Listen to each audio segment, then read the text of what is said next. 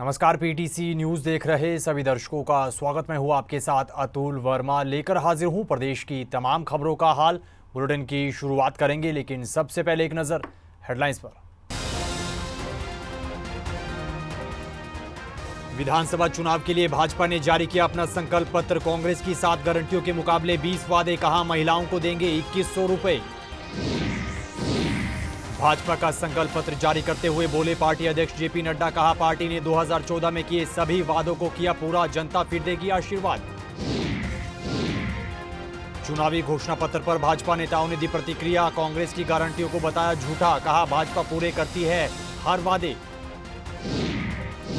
भाजपा के संकल्प पत्र पर दीपेंद्र हुड्डा ने साधा निशाना, कहा कांग्रेस के घोषणा पत्र को भाजपा ने किया कॉपी, 2019 तक के वादे आज तक नहीं किए पूरे।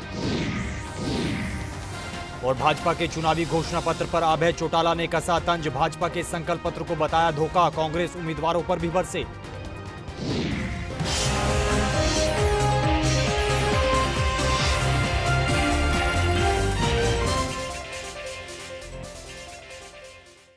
चलिए बुलेटिन की शुरुआत करते हैं। हरियाणा विधानसभा चुनाव के लिए भाजपा ने अपना संकल्प पत्र जारी कर दिया है। रोहतक में आयोजित हुए कार्यक्रम में पार्टी के अध्यक्ष जेपी नड्डा ने पार्टी का घोषणा पत्र जारी किया है। इस दौरान कांग्रेस की 7 गारंटियों के मुकाबले भाजपा ने कुल 20 वादे करते हुए हरियाणा की कायाकल्प करने का संकल्प लेने की बात कही है। वहीं अपने संकल्प पत्र में भाजपा ने सभी महिलाओं को लाडो लक्ष्मी योजना के तहत हर महीने 2100 रुपए देने का वादा किया है। 2 लाख युवाओं को बिना पर्ची बिना खर्ची के पक्की सरकारी नौकरी देने और 24 फसलों की घोषित एमएसपी पर खरीद करने के अलावा हर घर गृहिणी योजना के तहत 500 रुपए में सिलेंडर देने की भी बात कही है। इसके साथ साथ हर हरियाणवी अग्निवीर को सरकारी नौकरी की गारंटी और चिरायु आयुष्मान योजना के तहत हर परिवार को 10 लाख रुपए तक का मुफ्त इलाज देने का वादा भाजपा ने अपने संकल्प पत्र में किया है। वहीं भाजपा का संकल्प पत्र जारी करते वक्त जेपी नड्डा ने कार्यक्रम को संबोधित भी किया है। वहीं अपने संबोधन में जेपी नड्डा ने कहा कि पार्टी ने 2014 से लेकर अब तक जो भी वादे थे उन्हें पूरा किया है। उन्होंने कहा कि भाजपा ने हरियाणा में भरपूर काम किए। दिल्ली से रोहतक पहुंचने में उन्हें करीब 1.5 घंटा का समय लगा है और साथ ही राज्य में रेलवे का बजट पहले के मुकाबले 9 गुना ज्यादा बढ़ा है। तो मैं हमेशा एक बात कहता हूं, जिसका जिक्र ओम प्रकाश धनखड़ जी ने भी किया, जिसका जिक्र हमारे अध्यक्ष जी ने भी किया और जिसका जिक्र हमारे मुख्यमंत्री जी ने भी किया, कि हम मैनिफेस्टो को कैसे देखते हैं। साधारणतः कांग्रेस ने जो रिवायत चलाई उसने मैनिफेस्टो या संकल्प पत्र को लोगों की नजरों में एक डाइल्यूटेड डॉक्यूमेंट बना दिया। उस डॉक्यूमेंट का रेलेवेंस कांग्रेस ने और कांग्रेस की संस्कृति ने लंबे समय में उसकी इस रेलेवेंस को समाप्त कर दिया। भाजपा के संकल्प पत्र पर केंद्रीय मंत्री मनोहर लाल खट्टर, केंद्रीय राज्य मंत्री राव इंद्रजीत सिंह, केंद्रीय राज्य मंत्री कृष्णपाल गुर्जर और नायब सिंह सैनी ने अपनी प्रतिक्रिया दी है। इस दौरान उन्होंने बातचीत करते हुए क्या कुछ कहा है, सुनेगा। की जनता के लिए आज रिलीज किया है। मैं जो उसमें संकल्प लिया है मैं बधाई देता हूं, शुभकामनाएं देता हूं, क्योंकि हमने चाहे 2014 का संकल्प पत्र था, 2019 का संकल्प पत्र था, हमने उसको 100% पूर्ण किया है। ये संकल्प पत्र हमारे लिए एक ध्येय वाक्य है, हमारा कमिटमेंट है और ये आदरणीय मोदी जी के साथ उनके सहयोग से 100% इसको हम पूरा करेंगे। देखिए, हरियाणा के अपने इस घोषणा पत्र में या संकल्प पत्र में हमने जो मुख्य बिंदु राष्ट्रीय अध्यक्ष जी ने आपके सामने रखे हैं, बहुत एक संतुलित तरीके से हर वर्ग का उसमें ध्यान रखा गया है। महिलाओं का ध्यान रखा है, युवाओं का ध्यान रखा है, किसानों का ध्यान रखा है, जो हमारा पिछड़ा समाज है, अनुसूचित जाति समाज है, इन सब का ध्यान रखा गया है। उसके अंदर युवाओं की नौकरियों की भी चिंता की गई है, उनकी स्किलिंग की भी चिंता की गई है, एक से एक बढ़ करके। और जैसा हमारी इस घोषणा पत्र समिति के जो अध्यक्ष ओम प्रकाश धनखड़ जी ने बताया है कि हमने इन सब बातों को इसलिए भी समझ रखा है कि एक बजट का भी ध्यान रखना पड़ता है। इसलिए इस संकल्प पत्र में आप देखेंगे, आप महिला का भी, अन्नदाता का भी, युवा का भी और गरीब का भी और उद्योगपति का भी, व्यापारी का भी, सबका ध्यान रखा गया है। पिछड़े समाज का भी ध्यान रखा गया है, अनुसूचित जाति का भी ध्यान रखा गया है। सबके लिए इस संकल्प पत्र में हमने जो वादे किए हैं वो निश्चित तौर पर वो सिद्धि तक पहुंचेंगे। हर एक पार्टी अपना अच्छा मैनिफेस्टो बना करके लोगों के सामने पेश करती है। ट्रैक रिकॉर्ड हमारा ये रहा है कि जो अभी तक हमने पेश किए हैं मैनिफेस्टो पिछले 2 योजनाओं के अंदर 14 और 20 के अंदर, उसको पूरा किया है। इस वाले को भी हम पूरा करेंगे, इस तरह का मेरे को यकीन। वहीं तमाम पार्टियों के चुनावी घोषणा पत्र पर अब वार पलटवार का दौर शुरू हो गया है। फतेहाबाद प्रचार करने पहुंचे इनेलो उम्मीदवार अभय चौटाला ने भाजपा के चुनावी घोषणा पत्र पर निशाना साधा है और उन्हें धोखा करार दिया है। अभय चौटाला ने कहा कि भाजपा ने अब तक अपना कोई भी काम पूरा नहीं किया। भाजपा और भाजपा की नीतियों को देखकर लोग परेशान हैं और लोग अब तंग आ चुके हैं। वहीं अभय चौटाला ने कहा कि कांग्रेस ने जिन लोगों को टिकट दिया है उनका कोई भी जनाधार नहीं है। आपने देखा है अभी गांव के अंदर पूरा गांव आया हुआ था, माताएं बहनें बहुत बड़ी संख्या में थी और कुछ 500 से 700 आदमी थे। इससे आप अंदाजा लगा सकते हो कि लोगों ने हमारे गठबंधन के ऊपर विश्वास व्यक्त किया। जो कांग्रेस पार्टी है, बीजेपी पार्टी है, बीजेपी को तो लोग सत्ता से बात कर ही रहे हैं, कांग्रेस के पास तो उम्मीदवार ही नहीं। ऐसे लोगों को टिकटें दे रखी है जिनको बोलने की समझ नहीं है, भाई साहब, जो केवल पैसे के बलबूते पे चुनाव जीतना चाहते हैं। कुछ ऐसे लोगों को भी दे रखी है। हरियाणा का आदमी पैसे से नहीं, विश्वास के साथ वोट देता है। बीजेपी ने विश्वास हमारे ऊपर है, हमें वोट मिलेगा और हम राज बनाएंगे। इधर कांग्रेस की 7 गारंटियों पर लाडवा से भाजपा उम्मीदवार नायब सिंह सैनी ने पलटवार करते हुए निशाना साधा है। नायब सिंह सैनी ने कहा कि कांग्रेस ने अपने वक्त में सिर्फ अपना पेट भरने का काम किया, इसके अलावा किसानों की जमीनों को छीनकर दामाद को खुश करने का काम किया था। प्रदेश के किसान और प्रदेश की जनता कांग्रेस की कारगुजारियों को अच्छी तरह से जानती है। वहीं उन्होंने कहा कि नौकरियां देना तो दूर की बात है, कांग्रेस हिमाचल में कर्मचारियों को सैलरी तक नहीं दे पा रही है। कांग्रेस की तीसरी जो सबसे बड़ी गारंटी को पूरे हरियाणा ने देखा है, किसानों की जमीन को छीन करके दामाद को खुश करने का काम वो यहाँ की कांग्रेस की सरकार ने अपने समय के अंदर किया है। क्या वो दौर फिर दोबारा वापस लाना चाहते हैं? कांग्रेस की गारंटी में नौकरी की बात करते हैं, लेकिन नौकरी तो छोड़िए, पूरे देश देख रहा है कि हिमाचल में इनके पास जो वहां पर कर्मचारी लगे हुए हैं उनको सैलरी देने के लिए बजट नहीं है, ये पूरा का पूरा वेतन नहीं है, देख रहा है। ऐसे में ये क्या नौकरी दे देंगे? यहाँ पर जो इन्होंने एक झूठ का सगुफा छोड़ा है कि हम 2 लाख नौकरी देंगे। मैंने इस बात को लेकर के हुड्डा साहब से भी इस बात को पूछा था कि आप 10 वर्ष तक मुख्यमंत्री रहे, आपके किसी ने हाथ बांध दिए थे?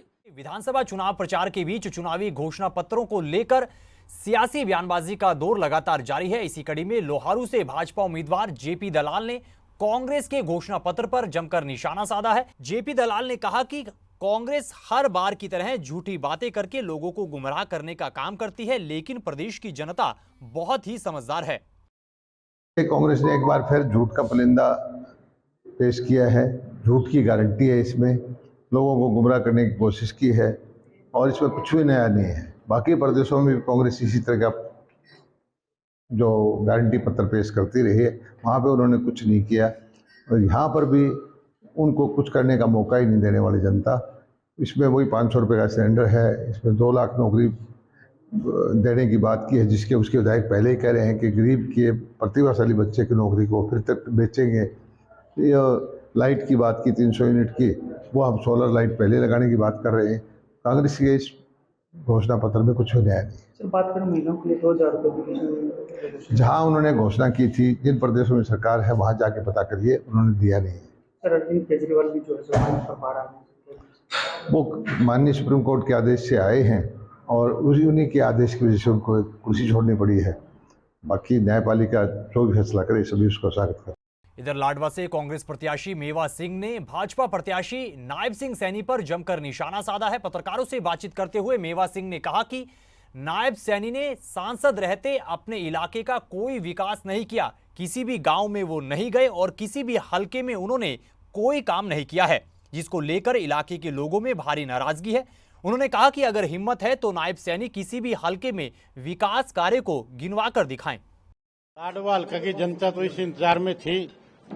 नायब सैनी को 5 साल पहले लाडवाल की जनता ने मेंबर पार्लियामेंट यहां से बनाया था। 5 साल में चुनाव जीतने के बाद किसी भी गांव में जाके शक्ल नहीं दिखाई, किसी भी गांव में धन्यवाद करने नहीं गया। पूरे हल्के में एक भी काम नहीं बता सकते मैंने कोई 5 साल में करवाया। 5 साल में हल्के की कोई भी समस्या लोकसभा में नहीं उठाई। लोग इंतजार करे थे यार, जहां भी वोट मांगने जाएगा लोग सवाल करेंगे, इनको लोगों की बात सवालों का जवाब देना पड़ेगा। 5 साल कहां गायब रहे, क्यों नहीं हल्के में आए? और 5 महीने से तो मुख्यमंत्री थे। हल्के में बहुत समस्याएं, कोई ना कोई घोषणा भी कर सकता है तो वो भी नहीं कर पाया। और 5 साल में चाहे लाडवे का बाईपास है, चाहे कुरुक्षेत्र यमुनानगर 4 लेनिंग है, चाहे पीपली का बस स्टैंड है, एक भी काम भारतीय जनता पार्टी ने नहीं किया। लोग इस चीज से बड़े परेशान हैं। और 5 साल के अंदर जो हर वर्ग, चाहे इस प्रदेश का किसान था, चाहे कर्मचारी था, चाहे आंगनबाड़ी वर्कर थी, चाहे आशा वर्कर थी, चाहे सफाई कर्मचारी थे, चाहे चुने प्रतिनिधि थे, हर वर्ग पर डंडा लठ परेड करने का इन्होंने काम किया। 36 बरादरी के लोगों ने आज मन बना लिया। हरियाणा प्रदेश में और लाडवे में भी कांग्रेस को भारी मतों से यहां से जितवा के भेजेंगे। मुख्यमंत्री की यहां से जमान जब्त करवा के नरेंद्र भेजने का काम करेंगे। एक देश एक चुनाव के मुद्दे पर जेजेपी उम्मीदवार दुष्यंत चौटाला ने अपनी प्रतिक्रिया दी है और मोदी कैबिनेट के फैसले का स्वागत किया है। पत्रकारों से बातचीत करते हुए दुष्यंत चौटाला ने कहा कि सरकार का ये फैसला सही है, लेकिन अभी ये लंबी प्रक्रिया है और अगर देश में आगे चलकर एक साथ चुनाव होते हैं तो राजनीतिक पार्टियों के साथ साथ सरकारी मशीनरी को भी समय और पैसे की बचत होगी। वहीं उन्होंने सिरसा में भाजपा उम्मीदवार के नामांकन वापस लेने पर भी भाजपा पर जमकर निशाना साधा है। हम स्वागत करते हैं इस फैसले का, मगर ये तो लोकसभा के तुरंत बाद भी हो सकता था। हरियाणा के और जम्मू कश्मीर के चुनाव के बीच में पार्लियामेंट के अंदर कैबिनेट द्वारा पास करना, अभी तो अगले सेशन में दोनों हाउसेज में पास होगा। क्योंकि संवैधानिक संशोधन है तो ये पूरे देश के अंदर हर विधानसभा से पारित होगा। पता नहीं कितनी लंबी डिस्कशन चलेगी और क्या ये 2029 तक लागू हो पाएगा। जब तक कैबिनेट नोटिफिकेशन नहीं आती इस पर पूरी टिप्पणी करना तो मुश्किल है। पर मैं एज अ सिटीजन या एज जननायक जनता पार्टी लीडर स्वागत करता हूं, क्योंकि हमने पहले भी लिखित तौर में भी कहा गया है पॉलिटिकल पार्टीज का भी खर्चा बचेगा, इलेक्शन मशीनरीज का टाइम बचेगा और प्रोसेसेस सिंप्लीफाइड हो जाएंगे। इधर कांग्रेस के घोषणा पत्र को लेकर कुरुक्षेत्र से हमारे पीटीसी संवाददाता अशोक यादव ने कांग्रेस उम्मीदवार अशोक अरोड़ा से खास बातचीत की है। इस दौरान उन्होंने कहा कि पार्टी ने हर वर्ग को ध्यान में रखकर अपना घोषणा पत्र जारी किया है और निश्चित ही पार्टी को जनता का आशीर्वाद जरूर मिलेगा।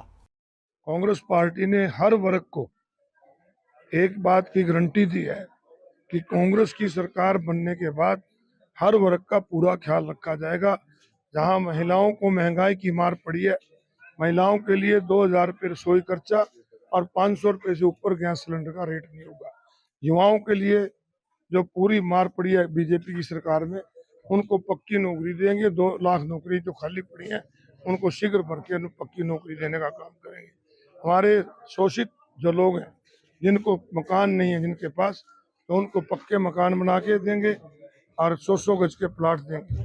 और इसके साथ साथ 25 लाख रुपए तक का हेल्थ बीमा फ्री होगा और 300 यूनिट तक बिजली फ्री की जाएगी।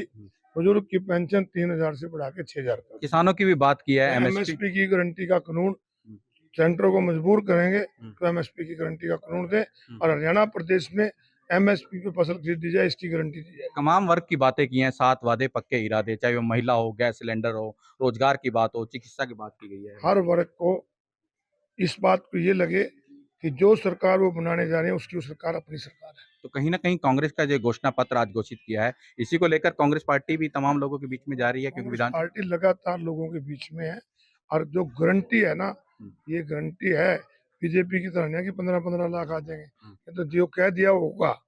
ये थे पूर्व मंत्री और कांग्रेस के वरिष्ठ नेता जो थानेसर विधानसभा से कैंडिडेट हैं, कह रहे हैं कि कांग्रेस का जो आज मैनिफेस्टो घोषित हुआ है ये गारंटी है और पूरी तरह से लागू होगा। वहीं भाजपा पर तंज कसा कि उन्होंने अपना घोषणा पत्र लागू किया मगर धरातल पर दिखाई नहीं दिया। विधानसभा चुनाव को लेकर कांग्रेस लगातार प्रचार में जुटी है। इसी कड़ी में पंजाब कांग्रेस के अध्यक्ष राजा वड़िंग ने कांग्रेस उम्मीदवारों के लिए प्रचार किया है और पंजाब की आप सरकार पर जमकर निशाना साधा है। उन्होंने कहा कि लोगों ने गलत सरकार को चुना है, चूंकि आप सरकार ने बीते 3 साल में 91,000 करोड़ रुपए का कर्ज पंजाब पर चढ़ा दिया है। उन्होंने डबवाली के विकास के लिए अमित सिन्हा के पक्ष में लोगों से वोट करने की अपील की है।